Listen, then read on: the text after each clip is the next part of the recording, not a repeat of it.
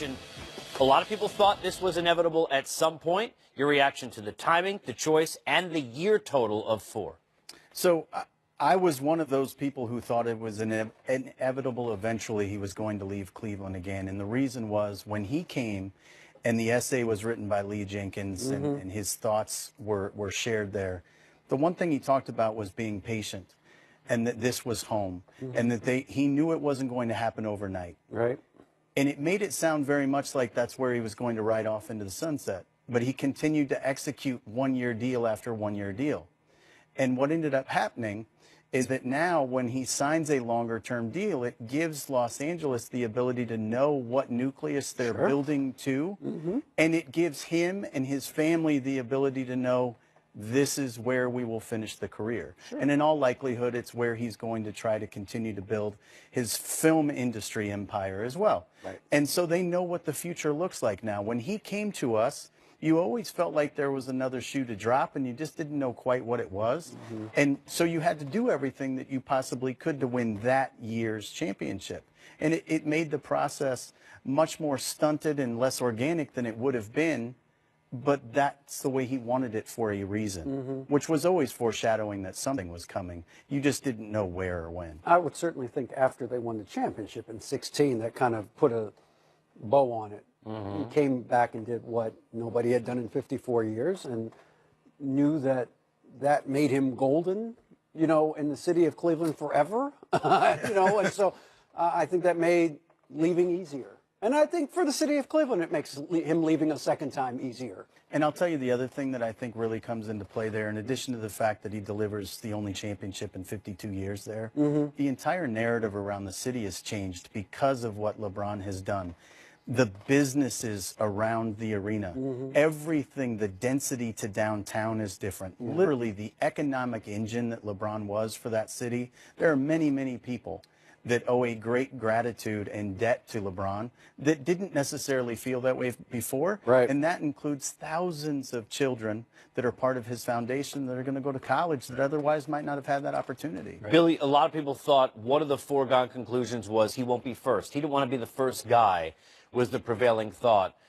And that he would just chase. This is the idea from some of the naysayers, the champion. What does it say for you towards the positive that he is going and now will, as these guys rightfully point out, need to build to where he needs to go with L.A.? The one thing that always stuck out to me when he was talking about this decision, it was going to be about the family. Like his kids, boys, they're old enough to help provide the decision on this. And I think he was looking at it like, this is the decision I'm making with the family. And if it's L.A., they can go and play school there. They know, like David said, they're going to he can retire or finish his career there. So it was more, I think before he was making decisions about him and his wife.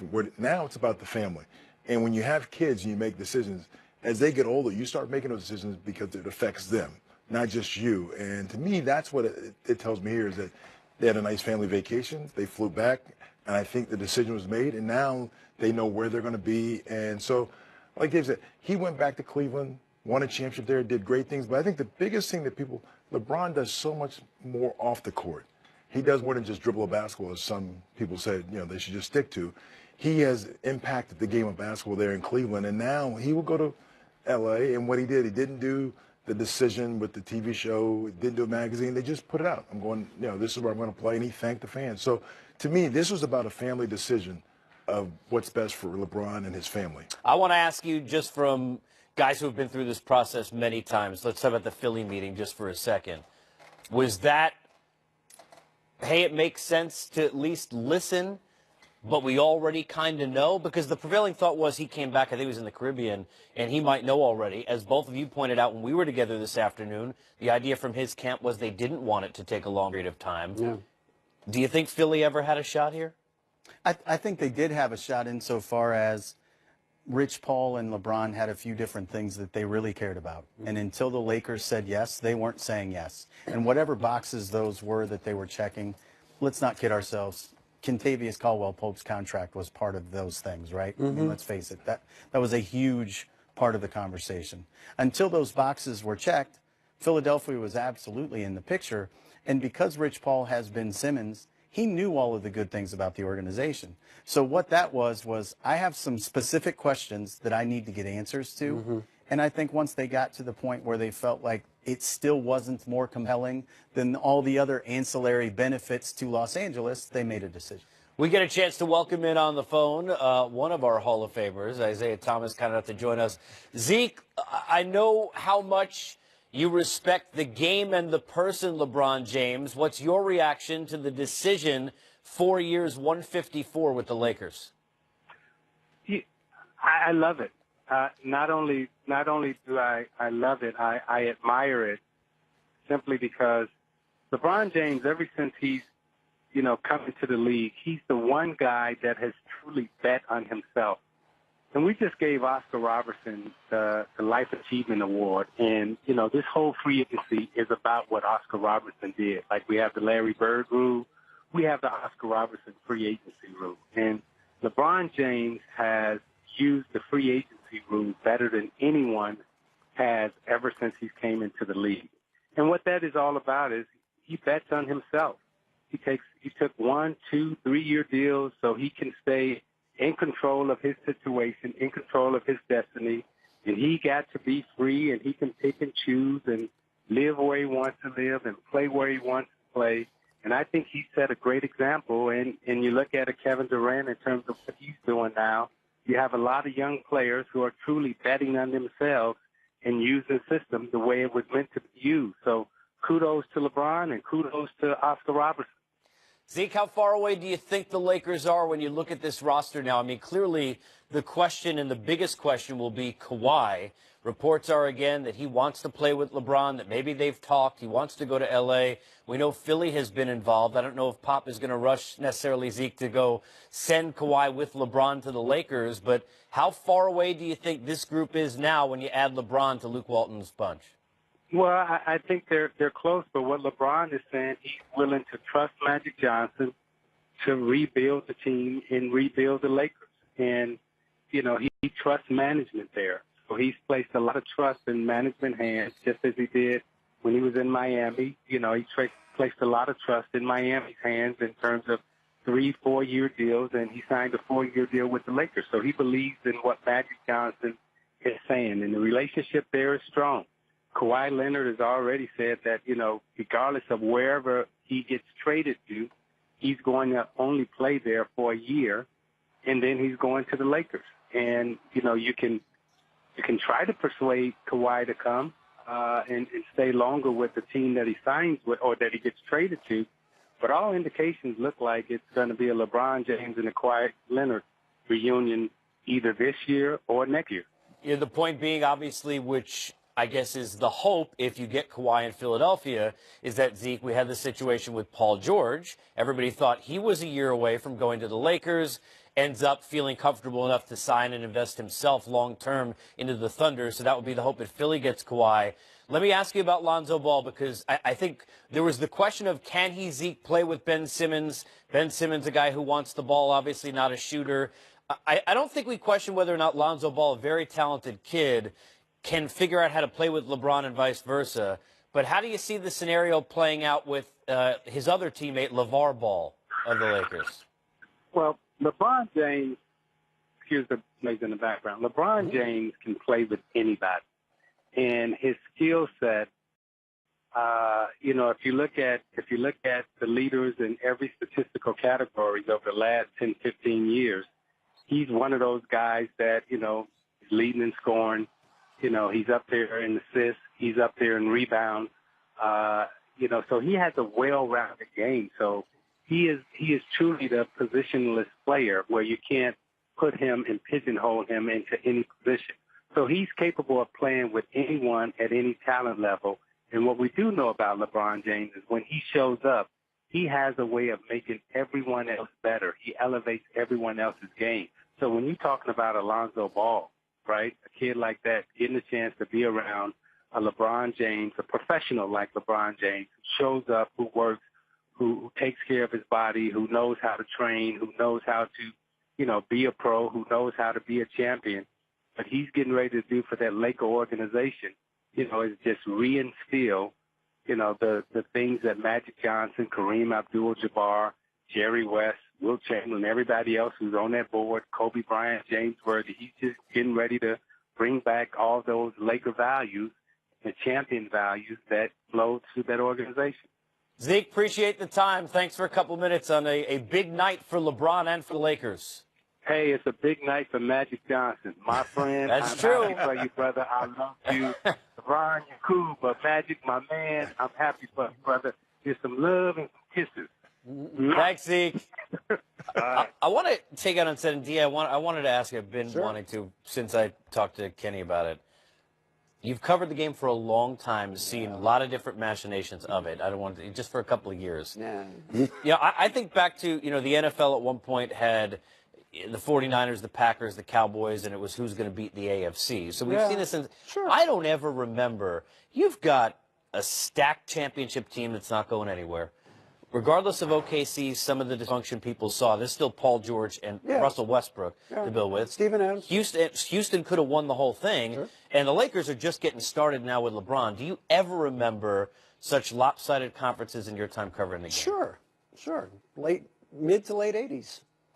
Boston, Detroit, Chicago. In the East, were all Philadelphia. Milwaukee. Nobody remembers the Milwaukee Bucks. The Milwaukee Bucks averaged 55 wins a year for like 7 years in a row. Sidney Moncrief. And Marcus Johnson, they were really good. In the wrong conference. They're in the wrong conference. Yeah. They just weren't good enough to beat Boston. So this happens all the time. You have one great team out west, the Lakers, that nobody could put a team together to beat, just like you have in the East. You had whatever team LeBron's on. You couldn't beat it. And so, yeah. That's why I don't get bent out of shape about this. Oh, it's terrible for the league. No, it's not. It's what happens. You have these cycles where a couple of through the draft. In that case, in the early '80s draft, where you had Isaiah go to Detroit, number 2 in 1980, and you had Bird go number 6 in '79. You had Michael go number 3 in '84. I mean, you had these incredible players all go east in a 5-6 year period. And so it happens. It does happen in this league. I think it's great for the league. I mean, I'm always taken by the notion that in the sport that's filled with as many alpha males, both on the floor and off the floor as the NBA, you wouldn't think competitive people don't want to kick Golden State's butt. Of course they do. And I love that. Yeah. They're not running away from that opportunity. So the Lakers they're not going to sit back and, just keep losing. Yeah. No, as you said, they got to land the plane. They landed a big one tonight. No question. Jumbo jet came in. And Isaiah said it too. He's showing faith in their front office that they can continue to build. And that's meaningful. And the commitment he made contractually is meaningful. Now, again, that commitment comes at a time when he's 33 years of age. Yeah. And taking $150 million off the table and letting your family know where they're going to grow up is really meaningful. Yeah. So the time was right for this too. But he's absolutely investing in that ownership group in that front office, and he's giving his future to that. But what I think is the most fascinating thing about all of this talk about the East and the West is who is the alpha that's going to be a free agent out of the West that wants to go dominate the East. Right. Because if you're Kawhi Leonard, you're not an alpha, really. You're not outspoken like that. You don't want to be the face. Paul George didn't want to be the face. He's very happy being in the background with Russ playing lead. Who wants to go be the lead now in the East? And it may very well be somebody who's already in Boston. It may very well be somebody who's already in Philadelphia. And they just haven't had the platform yet and haven't grown into that role. You've got two teams there that can be juggernauts in their own right eventually.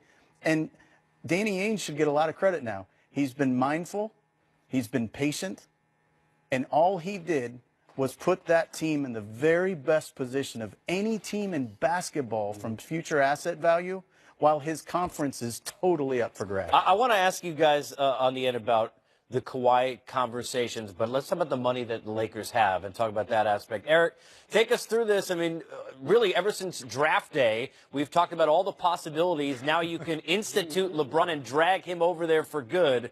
Give us a sense of where we're at now financially with the Lakers. Well, to start, I'd like to say that I'm thankful that all of these months and probably years at this point of theory crafting LeBron to Los Angeles will have meant something because, I've been doing this job for a long time, and there's been a lot of years where they've been chasing these free agents, and they haven't hit it. So at least, something I've written came true at some point along the way. So I put on the board LeBron and KCP, Kentavious Caldwell-Pope. I don't know if you know what a loss leader is. It's where you make like an investment that you probably won't get back, but it's worth worth the try, and maybe it's gone. They invested in KCP last year, and what that did was that I saw Rich Paul, LeBron's agent, and his partner sitting with Jeannie Buss at Staples Center, getting to know each other. They weren't tampering. They weren't talking about LeBron, but they were building a bridge, building a relationship. And so that's what opened up this door. That was probably the best investment that has been made by a team. If this works for the Lakers and they win a championship, that investment in KCP was the championship investment. But now they've got about $13.8 million. So, of course, KCP is back because he's a Rich Paul client, and they're taking care of him. I would look at Nerlens Noel as a possibility. You go down the list of clutch clients, and any of those guys are possibilities for the Lakers if they have some money for them. So they have about 13.8 now, and you've got Luol Deng on there. So they can stretch his 2-year deal out over 5 years, and that will give them about $24 million, in that range. Maybe that's enough to get Boogie Cousins. Maybe some of that goes to Julius Randle, and they split it with someone else. Now, if they trade Luol Deng outright, and that could be expensive, but let's say they offer $5 million, a couple of first-round picks to Atlanta. That's a lot, maybe even a second. Just make it so that it's a Godfather offer. Maybe no players, but these resources. Now you're at about $31 million, and you're back to where you need to be to give another max. Now, there may not be a max guy out there. We talked earlier today about maybe Boogie Cousins for about $28 million. That could be a possibility. And then, of course, we have the crazy talk, which is, you got Luol Deng and Brandon Ingram. If they could be the principals in a trade for this guy right here, Kawhi Leonard, now you've got Kawhi Leonard. Now you've got LeBron James. You've got KCP. You've got all the young kids except for Ingram. That's your sacrifice. And maybe that's not enough for the Spurs, but let's just say it was, right? Now you still have about $17 million. Maybe you keep Randall. Maybe you spend it on someone else. Still a Brook Lopez. I wouldn't be shocked. Lakers have about $5 million left in their room exception, roughly. Maybe that goes to Brook Lopez. They have his rights, and next year they can pay him a little bit more. So this is a team that is still obviously missing pieces to be a threat to the Warriors, but they've got a good start. It's fine. You mentioned, Eric, somebody who needs to be mentioned here, and that's Jeannie Buss. Mm-hmm. Jeannie Buss, about a year and a half ago, fired her brother. She fired her brother. And she fired Mitch Kupchak, who had only been there as they had won 4 or 5 championships. 1970, right. Right. As a player and executive, had 10 rings, by the way. Yeah, and did it because she thought they needed to get better at this very thing, which is closing the deal with prominent free agents, because they have been swinging and missing for years on prominent free agents.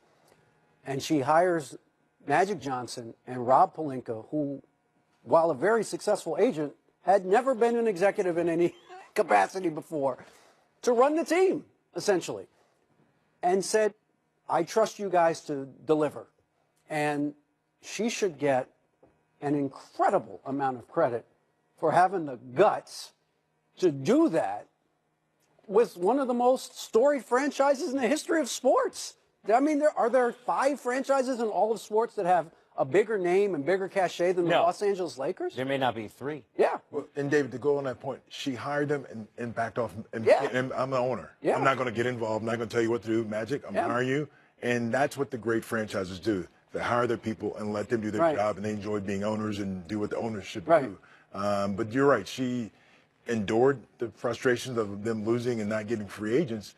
But now she reaps the benefits of getting LeBron. Yeah.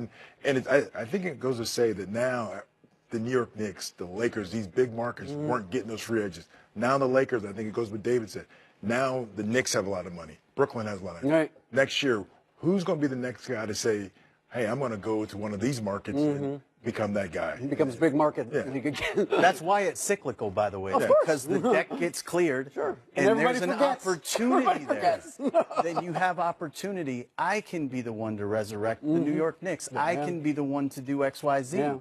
When your point about alphas, right? When you are a true alpha and you want to win, you also believe you're the reason you win. Yeah. And that's going to be really interesting to see how this shakes out. Let me be clear. Would I have said that 24 hours ago when they didn't have LeBron James? No. But they got him. And as Bill Parcells used to say, this is a results-oriented business. They got him. Speaking of they got him. Who will get Kawhi? When we come back, I want to get into that and where that stems off of this. But you know that social media is going crazy. How about Ice Cube? There is a God. Oh, that's funny. Must be magic. Yeah. We got more coming up, and we got the fever now.